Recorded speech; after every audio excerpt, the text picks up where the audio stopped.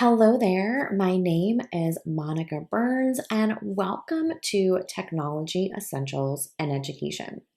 Today, I'm chatting with Dr. Michele Haiken, a middle school English teacher with 25 years of classroom experience and the author of multiple publications with NCTE and ISTE. Michele and I have spent time together at conferences and events in the past, and she brings such a grounded perspective to a conversation that tackles something really big, which is reading and writing in our digital world. She's in the classroom every single day, working with students who are navigating reading and writing across print books, across digital textbooks, podcasts, videos, audiobooks, you name it. So many ways that we think about students as readers today.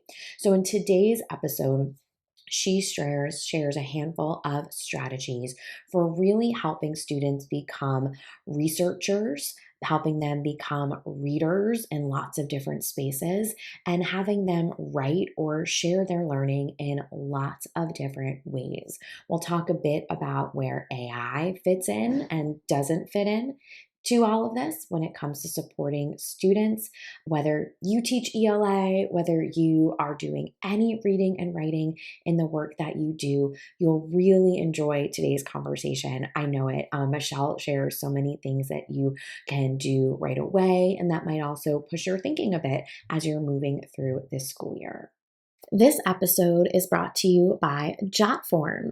Jotform provides an all-in-one solution to streamline administrative tasks, enhance community engagement, and foster innovation. Using their no-code drag-and-drop forms and workflows, your teams can securely collect and store data, automate tasks, and collaborate on team resources. Educational institutions are also eligible for a 30% discount on Jotform Enterprise. Head to their website to learn more. Jotform.com/enterprise/education. Welcome to the podcast. I am so excited to chat with you today about supporting readers and writers in our digital world and all the different spaces that they enter, throughout the day. And so before we get into all of that, can you share with listeners a bit, what is your role in education? What does your day-to-day look like? Absolutely. So I'm a classroom teacher. So I at 7:45 am in school. I've been teaching middle school for the past 25 years in a suburban school outside of New York City, and I have a heterogeneous bunch of students that really my objective is to not only build their foundational literacy skills, but also to engage them and get them excited about reading and writing. Especially right in all the spaces they navigate and the way that they might think about, reading or consuming different types of media. When we talk about this idea of digital reading, what is actually different from traditional reading experiences?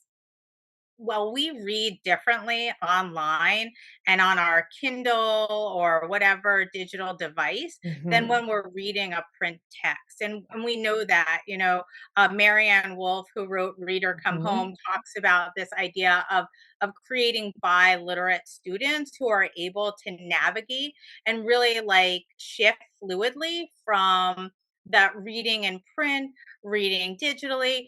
Audio is also a Hmm. text. We need to pay attention to Yep. that and lean into that in our classrooms, as well as that visual uh, art, movies, all those different aspects. So, like literacy today is very multimodal, and we Hmm. can't assume that students know how to read all of these different modalities.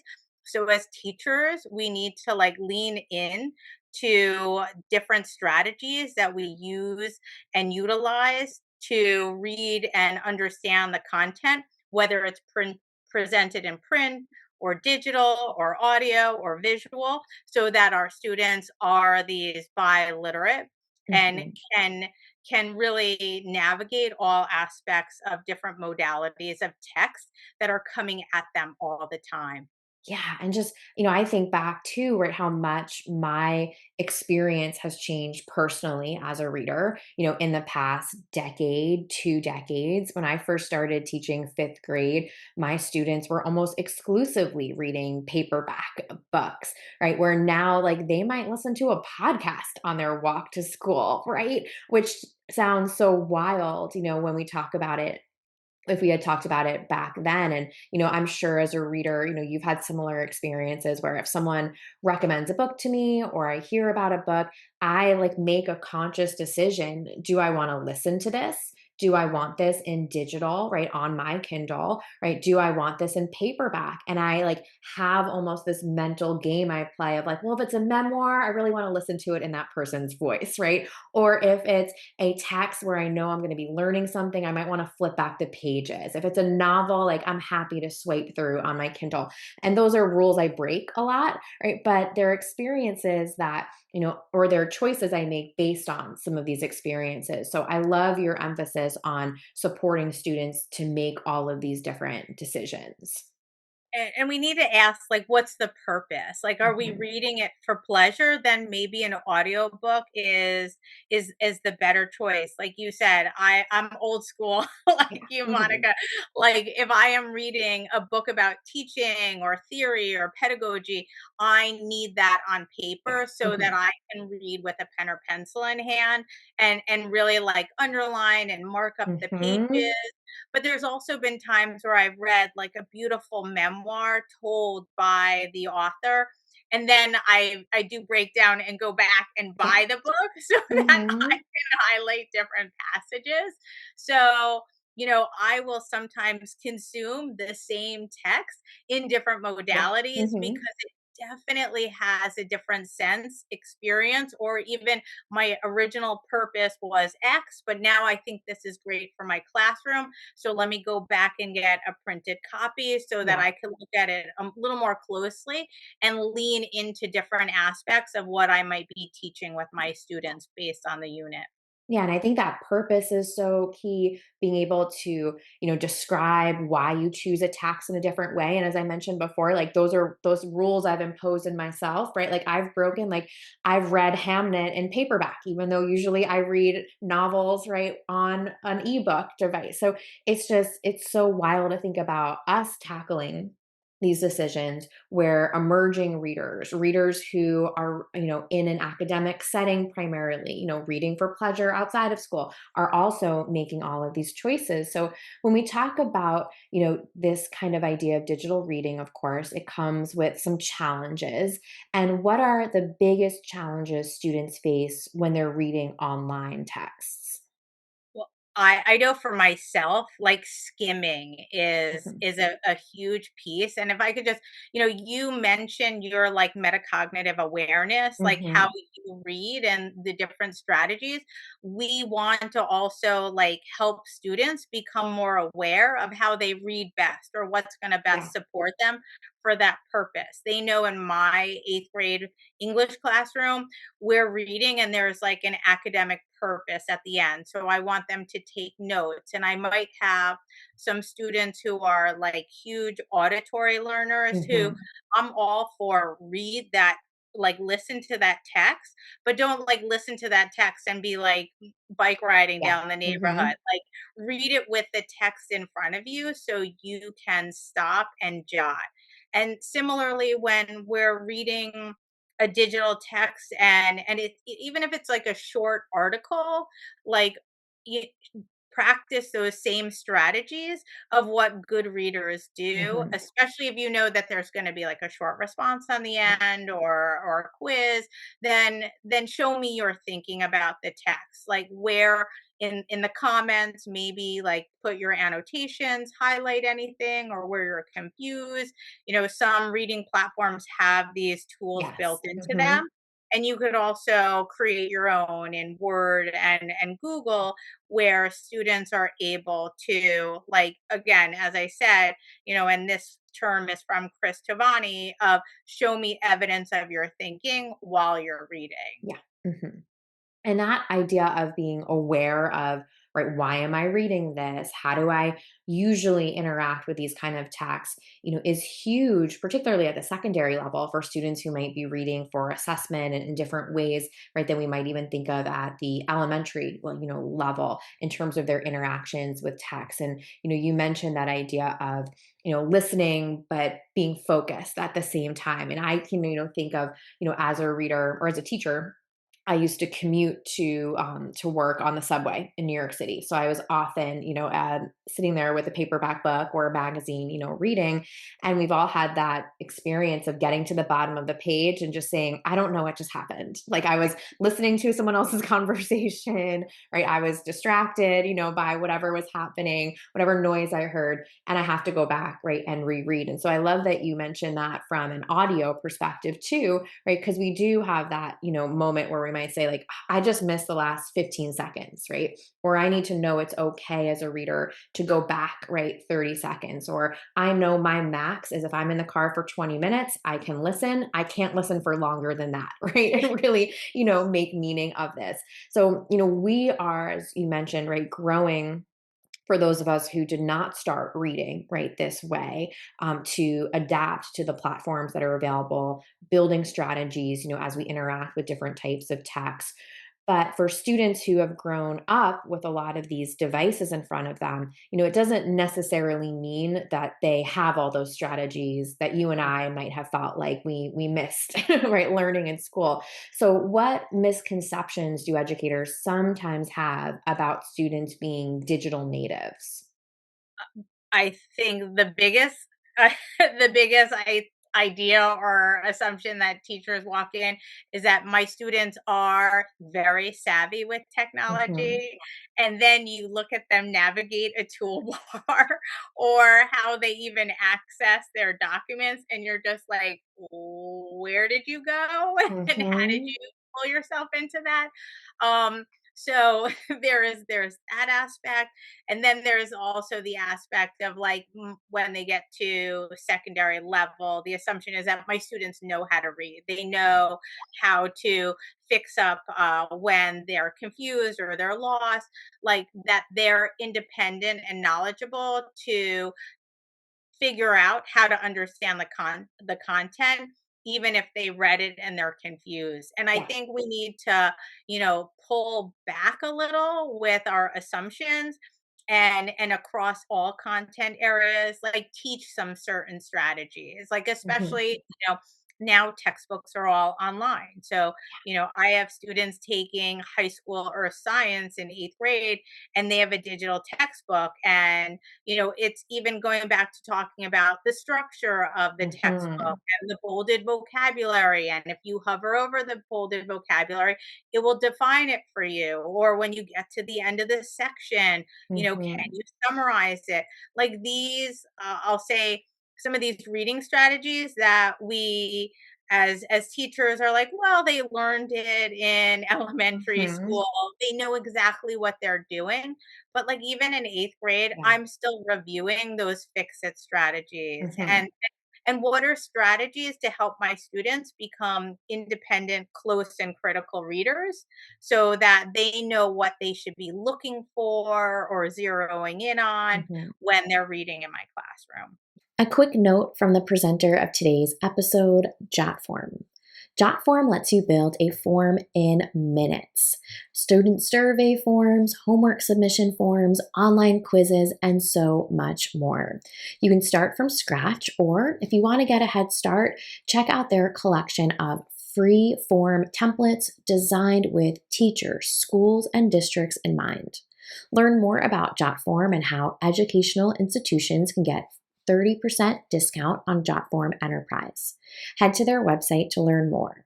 Jotform.com/enterprise/education. Yeah. And, as someone who may be listening and kind of reflecting on their own experience as a teacher, as their experience as a student.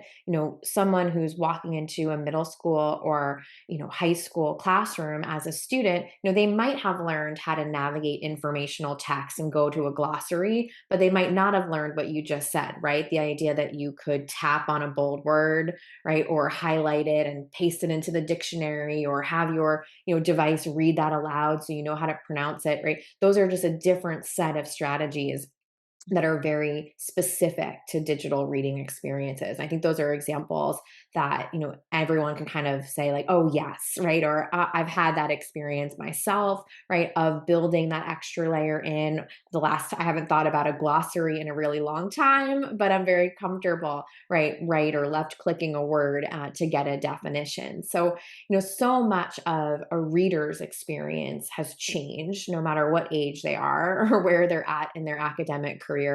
And so much has changed for student writers, in the way we all write too. I don't know if you would have asked, right, any of us 10, 20 years ago that we would be doing the amount of writing we're doing now, just taking emails into account, let alone, being a published author. So, how is writing for digital audiences different from a traditional essay writing? Well, in my classroom, there's a lot of multimodal writing. So just like we read different types of text, my students are creating podcasts, they're creating digital Mm-hmm. stories.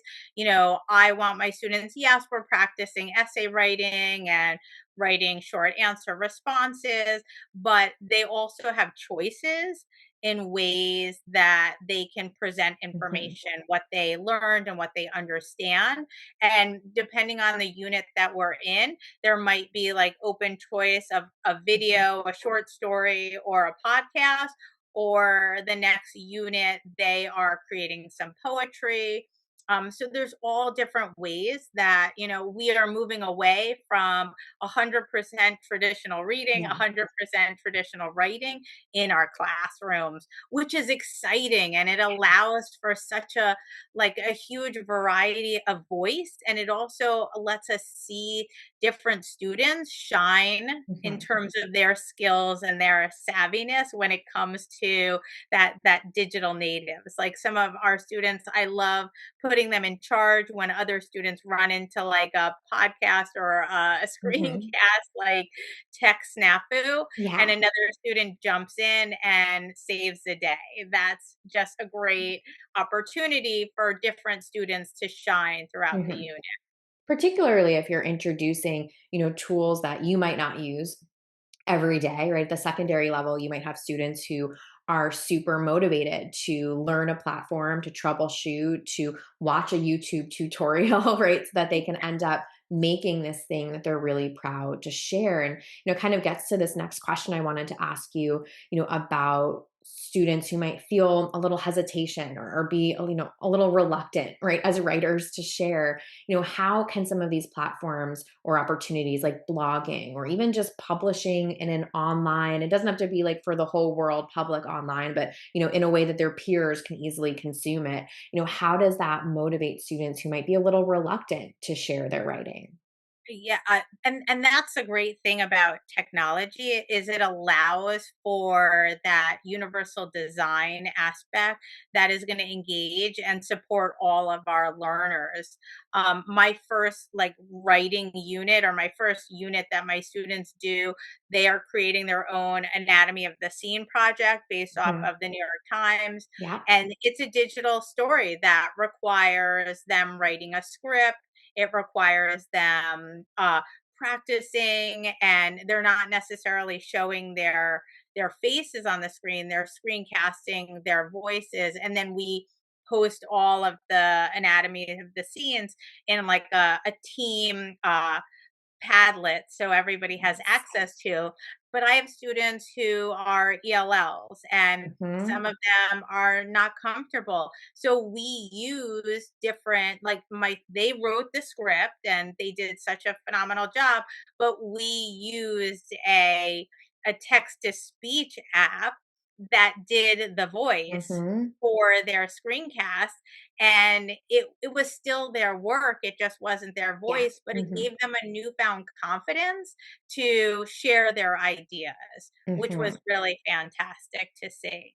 Yeah, and, for a student who might at the end of the term, right, use their own voice recording, right? That's a perfect moment for them to, right, get a little bit closer to that goalpost, right? And have that support, with the help of, a digital tool. And of course, Michelle, I can't help but ask you about AI as, right, an ELA educator, right? And someone who works with so many other educators who are thinking about reading and writing. So before thinking about some of the things, students might do, right, with AI, if presented with the opportunity from an educator perspective, where do AI tools fit into supporting readers and writers? Well, I think the number one thing you need to think about is what's acceptable in Mhm. your district. So I can't recommend things that I'm not using Mhm. that my school district doesn't recommend, and that's really important. So Yeah. you really need to know your AUP policy and what are Mhm. the appropriate apps that you're using for your students. My school has bought into Magic School, Mhm. and we're also a Google school. So we have everything from Magic School for the teacher facing, student facing, and then we have the gems on Yeah. Mhm. for Google. And but in terms of thinking that, AI can do so many great things, my focus for my students as readers and writers is that their thinking comes first and their voice is what's most Mhm. valued. So when we're doing creative writing and they're writing murder mysteries, I did set up like a chat bot in Magic School for them where I put in all the guidelines. Like, Yeah. these are, students of Agatha Christie and they are, Mhm. here's the rubric. I mean, and that's the great thing about using some of these wonderful AI tools that have those guardrails Yeah. for teachers and students. And my students could go in and put down, I am having trouble creating a red herring in my story. Yeah. And I can see that conversation, which is really great. I just read a book on like AI in the writing workshop. I don't know the title, the authors offhand, but they mentioned when they created their chatbot, they designed it where the chatbot had to ask questions. Like they couldn't respond with like, here's the answer. Right. They had to respond with asking questions Mhm. for the student. So, in terms of thinking about AI as in terms of writing, I always say to my students, you write first, you Mhm. struggle because I Yeah. want you to struggle, and that's part of the writing process. Mhm. Then you turn to your writing partner or a writing conference with your teacher and write some more, and then we go to AI. And Mhm. AI should be your thought partner. It Yeah. shouldn't be the dominant like technology doing the work. And same with like, reading. You're reading something and you're struggling with, I don't understand what this is about, but read it, write down what your questions are, and then you can turn to like your AI tool and say, I'm not sure about this. This is Mhm. what I was thinking. Am I on the right track?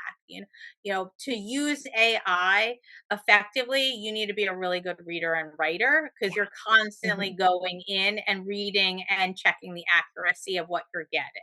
Yeah. And those are such good points for anyone who's supporting students who may be interacting with these tools, right? You want to have a layer of intention from a planning perspective, like the example of the chatbot, setting that up in the way that you described, right? Being really intentional about the instructions that you're giving, what that student experience is going to look like. But then also, if you're having conversations with students, particularly at the secondary level, right, that transparency and that reinforcement that you need to start first, right? You Yeah. need to be able to read these responses, make choices that a chatbot might give you, right, when it comes to ideas, but also you need to even know what to ask for, right? And that takes a little bit of struggle to even get to that place. So as we finish up together, I know you have created, a handful of resources for educators. I have a couple here in my office, probably out of frame. And I want to make sure that people know about those resources, where they can connect with you, and where can they learn more about your work. Absolutely. So I have my second edition of New Realms for Writing is forthcoming, which is a dual publication with a National Council of Teachers of English and International Society for Technology and Mhm. Education. So I'm really excited about that because I do talk about AI considerations with each chapter. Mhm. I've also written personalized reading and creative SEL, and I have two jumpstart guides with ISTE on podcasting and active learning. So on social media, I go by the Teaching Factor, and I have a blog of the same name where I'm constantly sharing out teaching ideas and strategies that I'm wrestling with my students. So please connect. I'm always happy to meet up and talk with other teachers. And it's Well, always fantastic to talk with you, Monica. I was gonna say, likewise, we've had the chance to chat about, this larger ed tech, right? And as well as some of the reading and writing connections. So it's so much fun to dive into all of this with you today. Thank you for sharing such actionable ideas and great strategies, right, and things for listeners to consider as they move through, the school year. So thank you so much for your time today. Oh, thank you. It was so much fun chatting with Michelle today. She is a wealth of information and a must follow for anyone interested in technology and education. Let's finish up this episode with a few key takeaways from what we chatted about today.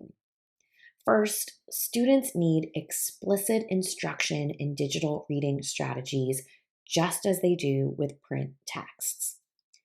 Don't assume students are tech savvy. Teach them to navigate digital tools and textbooks with intention. Help students build metacognitive awareness about how they read best and match strategies to a purpose. Multimodal writing projects like podcasts, screencasts, and digital stories let all students shine. Don't forget to follow along. You'll find all the info in the description for today's episode. I hope that you'll follow along with Michelle and all of her great work too. Thanks for tuning in today.